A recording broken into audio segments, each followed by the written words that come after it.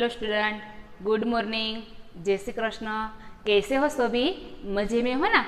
तो सबसे पहले हम अपनी बुक निकालते हैं। इसमें हम क्या पढ़ते थे? अगले लेक्चर में हम क्या पढ़े हैं इसको याद है ना सभी को? तो अगले लेक्चर में हमारा पहला काव्य है तेरी है जमी। उसका साहित्य प्रकार क्या है? तो उसका साहित्य प्रकार है प्रार्थना गीत। तेरी है जमी, तारी तमारी छे आ धरती, एनो अर्थ थाय छे तमारी छे आ धरती। ईश्वर ने संबोधीने आ काव्य लखायेलो छे तेरी है जमी। तो इस काव्य के अंतर्गत अगले लेक्चर में हम दो पंक्तियां पढ़े हैं ना? याद है ना सभी को इसमें क्या आया है? तो इसके बाद तीसरी पंक्ति हमको पढ़नी है। तो यह पंक्ति पढ़ने से पहले हम हमारी जो दो पंक्तियां अगले लेक्चर में पढ़े हैं इसको एक बार याद कर लेते हैं। इसमें क्या आया है, किसकी बात की गई है, यह सब एक बार याद कर लेते हैं। तो चलो देखिए हमारा काव्य। तमारी छे आ धरती, तेरी है जमीन। तो ईश्वर, ये सब किसका है? तेरा है। तेरी है जमी, तेरा आसमान, तू बड़ा मेहरबा, तू बख्शिश कर। हे ईश्वर, हे परमात्मा, आ धरती तमारी छे, आ ऊपर जे आकाश छे ए पण तमारू छे। हे ईश्वर, तेरी है जमी, तेरा आसमान, तू बड़ा मेहरबा, तू बड़ा कृपालु है, तू बड़ा दयालु है, तू बड़ा मेहरबा, तू बख्शिश कर। बख्शिश कर, बख्शिश का मतलब होता है क्षमा करना। हमारी कोई गलती होती है, हमारी कोई भूल होती है, हमारे से कोई गुनाह होता है, तो हे ईश्वर, हमारे ये गुनाह को, हमारे ये गलतियों को तू माफ करना, क्षमा करना। बख्शिश कर का मतलब होता है क्षमा करना। हे ईश्वर, आ धरती तमारी छे, ऊपर आकाश पण तमारू छे। તમે ખૂબ દયાળુ છો, કૃપાળુ છો। જો અમારાથી કોઈ ભૂલ થઈ ગઈ હોય, કોઈ અપરાધ થઈ ગયો હોય તો અમને ક્ષમા કરજો, અમને માફ કરજો। सभी का है तू, सभी तेरे, सभी का तू, सभी तेरे, खुदा मेरे तू बख्शिश कर। ये दुनिया में जो है वह सभी तेरा है और तू भी हमारा ईश्वर है। और हमारे से कोई गुनाह हो जाए, कोई भूल हो जाए तो हमें माफ करना। है ईश्वर, તમે બધાના છો ને બધા તમારા છે। હે ઈશ્વર, અમારાથી કોઈ ભૂલ થઈ જાય તો તમે માફ કરજો। तेरी मर्जी से ए मालिक, हम इस दुनिया में आए हैं, तेरी मर्जी के बिना कुछ नहीं होता। हे ईश्वर, तेरी मर्जी से ही, मर्जी का मतलब होता है इच्छा, तेरी इच्छा से ही हमें इस दुनिया में आए हैं। ईश्वर की इच्छा के बिना कुछ नहीं हो सकता है। तो तेरी मर्जी से, तेरी इच्छा से ही है ईश्वर हम इस दुनिया में आए हैं। हम इस दुनिया में आए हैं, तेरी रहमत से हम सबने ये जिस्म ओ आ जाए पाए हैं। आ जिस्म ओ आ जा पाए हैं। ये दुनिया के मालिक, तुम्हारी इच्छा से ही हमारा इस दुनिया में जन्म हुआ है। तुम्हारी कृपा से ही हमें यह शरीर और प्राण मिला है। जिस्म, जिस्म का मतलब होता है शरीर, जा का मतलब होता है प्राण और रहमत का मतलब होता है कृपा। हे ईश्वर, तेरी कृपा से ही हमें यह शरीर और प्राण मिला है। ईश्वर, तेरी मर्जी से ही हमारा इस दुनिया में जन्म हुआ है और तेरी इच्छा से ही हमें ये शरीर और इसमें जो प्राण है वह तेरी इच्छा से ही मिला है। तुम पर, तू अपनी नजर हम पर रखना, किस हाल में है ये खबर रखना। तुम्हारी कृपा दृष्टि हम पर रखना, हम किस हाल में है, सुख में है या दुख में, उसकी तुम हमेशा खबर रखना। हे ईश्वर, तुमने ही हमको इस धरती पर, इस दुनिया में जन्म दिया है और हमने जो ये शरीर मिला है, इसमें प्राण मिला है, वह तुमने भी दिया है। तुम बड़े कृपालु हो, तुम बड़े दयालु हो, तो तुम्हारी कृपा दृष्टि हम पर बनाए रखना। हम किस हाल में है, सुख में है या दुख में, उसकी हमेशा तुम खबर रखना। हम किस हाल में है उसकी तुम खबर रखना। तुम्हारी कृपा दृष्टि हम पर बनाए रखे और किस हाल में है उसकी तुम खबर रखना। इसके बाद है हमारी तीसरी पंक्ति, तू चाहे तो हमें रखे, तू चाहे तो हमें मारे। हे ईश्वर, तू चाहे तो, तू चाहे तो हमें जीवित रख सकते हो और तू ही चाहे तो हमें मार भी सकते हो। ईश्वर जो चाहे तो जीवित रख सकते हैं, जीवन दान दे सकते हैं और वो चाहे तो किसी को मार भी सकते हैं। एक पल में जीना भी सिखाते हैं और मार भी सकते हैं। तेरे आगे झुका के सर खड़े हैं आज हम सारे, तेरे आगे हम सिर झुकाते हैं, तेरे आगे हम तुम्हारे शरण में आए हैं। हे ईश्वर, तेरे आगे, तुम्हारे आगे हम सर झुकाते हैं। आज हम सब लोग तेरे सामने सर झुका के खड़ा है। ओ सबसे बड़ी ताकत वाले, तू चाहे तो हर आफत को टाले। है सबसे बड़ी ताकत वाले, किस में है सबसे बड़ी ताकत? ईश्वर में ही है।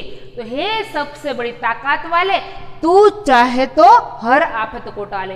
कोई भी आफत आए हम पर, कोई भी मुश्किल आए हम पर, कोई भी दुख आए हम पर, तो तुम उसको टाल सकता है, तुम ही उसको मिटा सकता है। तो हे ईश्वर, तुम चाहे तो हमें जीवित रख सकते हो, तुम चाहे तो हमें मार भी सकते हो।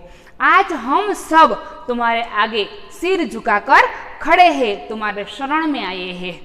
हे सर्वशक्तिमान, तुम्हारे में ही सर्वशक्ति है, इसलिए उसको कहा गया है सर्वशक्तिमान। तुम चाहो तो हम पर आई हर आफत दूर हो सकती है। हम पर जो आफत आती है, हम पर जो दुख आता है, वह तू ही मिटा सकता है, तू ही दूर कर सकता है। इसलिए ईश्वर को यह कहा गया है कि यह सब तेरा है, इस दुनिया में हमारा कुछ नहीं है, जो है वह तेरा है। इसलिए जो ये धरती है, ये ऊपर आकाश है, वह भी तेरा है, धरती भी तेरी है।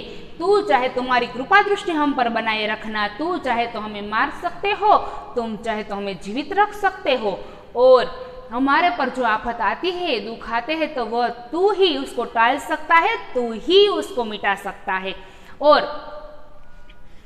तू चाहे तो तुम्हारी इच्छा से ही हमारा जन्म इस दुनिया में हुआ है। हमने जो शरीर मिला है और यह प्राण मिला है, ये तेरी इच्छा से ही मिला है, तुम्हारे बिना कुछ नहीं हो सकता है। तो समझ में आ गया यह काव्य क्या है? इसमें ईश्वर को संबोधित किए गए ये काव्य लिखा गया है कि यह सब तेरा है, हमारा इस दुनिया में कुछ नहीं है, हमारा इस दुनिया में आना ही तेरी इच्छा ही है।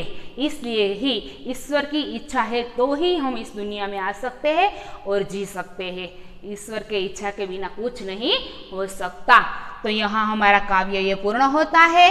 इसके बाद है हमारी कहानी दूसरी, ईदगाह है, उसका शीर्षक है ईदगाह। तो चलो उसका सार मैं बता देती हूँ। तो ईदगाह कहानी, सबसे पहले ईदगाह का मतलब क्या होता है? तो ईदगाह का मतलब होता है नमाज पढ़ने की जो जगह होती है उसको ईदगाह कहते हैं। तो यह ईदगाह कहानी किसने लिखी है? यह कहानी है। तो विद्यार्थी मित्रों, कहानी में से कुछ न कुछ सार निकलता है। तो इस कहानी, ईदगाह कहानी है, तो इसमें से भी कुछ सार निकलते हैं। तो इसमें एक गरीब बालक है और इसकी प्रतिभा और उसके त्याग और उसकी व्यावहारिक बुद्धि को बताया गया है कि इसमें एक गरीब बालक है, उसका नाम है हामिद।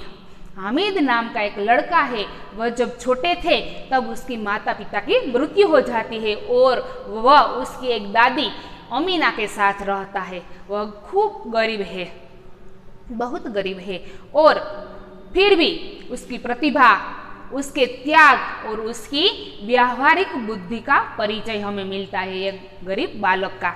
तो यह कहानी प्रेमचंद जी ने लिखी है। तो प्रेमचंद एक महान लेखक थे।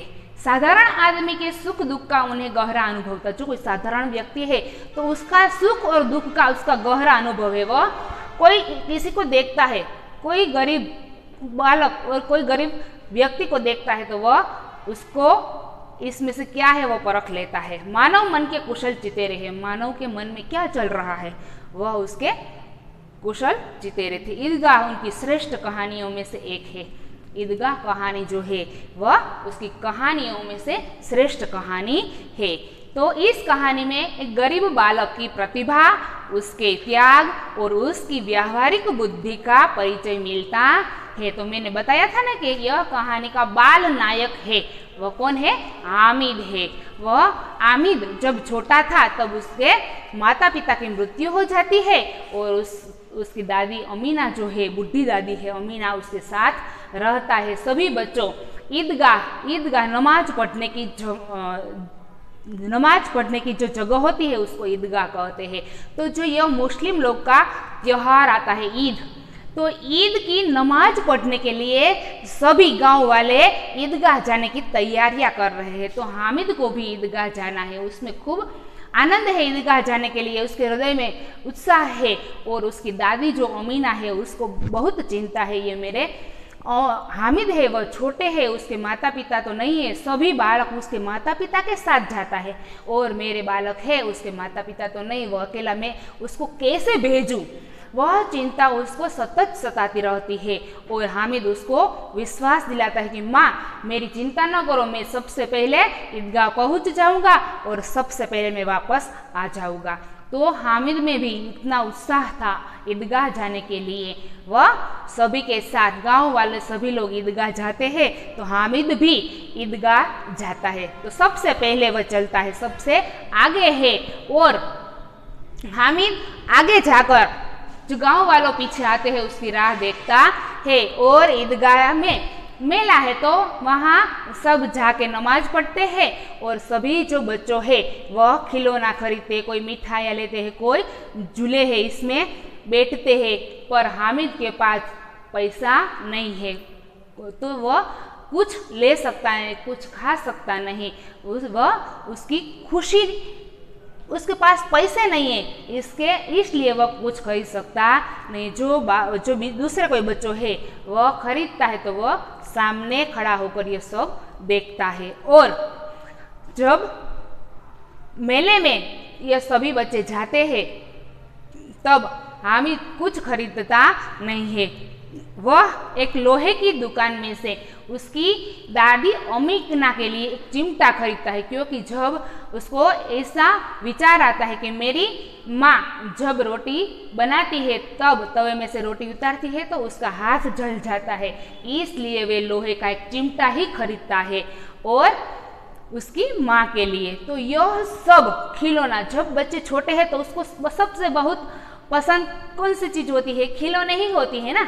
तो खिलौना सब खरीदते हैं, उसको भी खिलौना लेने की अंदर से इच्छा तो होती है पर उसके पास पैसे नहीं है, इसलिए उसको वह सब त्याग कर उसकी माँ के लिए सिर्फ चिमटा ही खरीदता है। उसकी खुशी का जो खिलौना है वह लेता नहीं है। और यह उसकी दादी के लिए चिमटा लेकर आता है और उसकी दादी को कहता है कि माँ मैं तेरे लिए ये चिमटा लाया हूँ। और वापस सबसे पहले भी वापस आ जाता है। तब अमीना उसको भाग्य को कोसती हुई कहती है कि मैं कितनी अभागिनी हूँ कि मेरे पास पैसे भी नहीं है और मेरे ये बच्चे के माता पिता भी मर चुके हैं। तो इसके बाद जो कहानी है वो हम नेक्स्ट लेक्चर में पढ़ेंगे।